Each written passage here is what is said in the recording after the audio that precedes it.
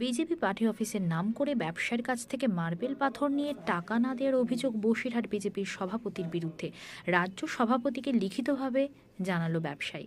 BJP party অফিসে কার্যালয় সংস্কার নাম করে ব্যবসায়িক কাজের লক্ষ লক্ষ টাকা মাল নিয়ে বিজেপির সভাপতির বাড়ির কাছে লাগিয়েছেন। এই নিয়ে মুখ খুললেন দলেরই অন্য বিজেপি নেতারা।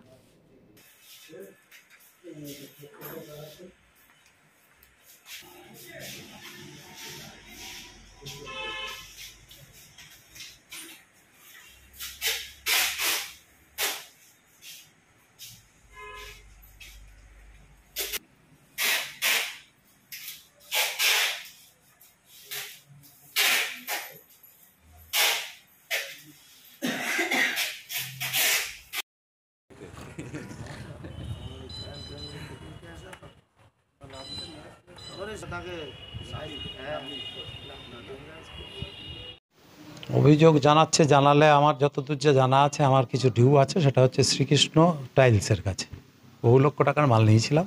ওরাও মাঝে তাগেদা করেনি। আমাদেরও বাজারে প্রচুর টাকা, আমরা ব্যবসাদার, আমরা মার্কেটে পাবো, মাঝে এসছিল, তাদেরকে আমরা টাকা দিয়েছি, প্রতি মাসে একটা টাকা তাদেরকে আমরা দিচ্ছিলাম। ইতিমধ্যে ওরা যেটা আমাদেরকে দেয়নি, যে হিসেব দেখাচ্ছে, সেটা আমি যেটুকু যা শুনেছি বুঝেছি, তাতে আমরা বেশ কিছু মাল ফেরত আছে, আমাদের প্রায় 50 থেকে 55 হাজার টাকার মাল ফেরত আছে। তার হিসেবটা ওরা আমাদের কাছে দিচ্ছে না।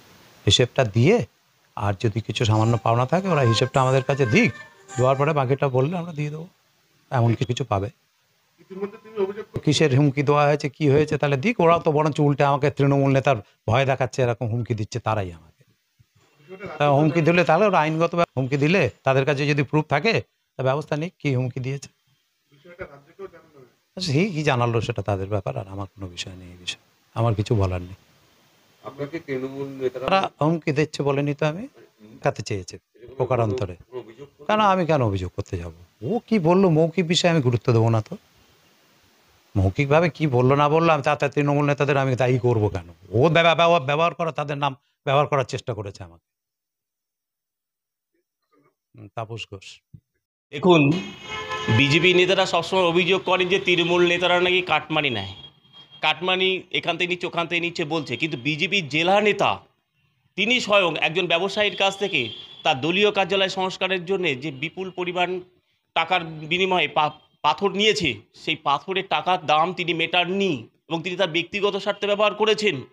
বিজেপির এই অবস্থা গোটা বসিরহাট সহ গোটা পশ্চিমবঙ্গের কাটমারি কাটমারি কাটমারি বিজেপির মধ্যে রয়েছে। দেখবেন আরও বেরোবে ওদের। সেই ক্ষেত্রে লোকসভা নির্বাচনে বিজেপির যা হাল হয়েছে, আগামী 26-এ বিধানসভা নির্বাচনে বিজেপি কোনো জায়গা পাবে না। বসিরহাট তো পাবেই না, টোটাল পশ্চিমবঙ্গে পাবে না। 250 সিটের উপরে আমরা জিতব আগামী বিধানসভায়।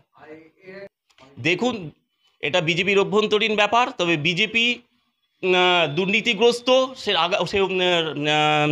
সেন্ট্রালে হোক এবং রাজ্যে হোক এবং বসিরহাটে হোক, বিজেপি দুর্নীতিগ্রস্ত, এটা প্রমাণিত।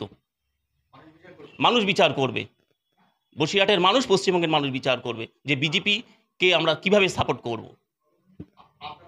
আমার নাম দিলীপ ঘোষ, বসিরহাট জেলা আইএনটিটি সহসভাপতি।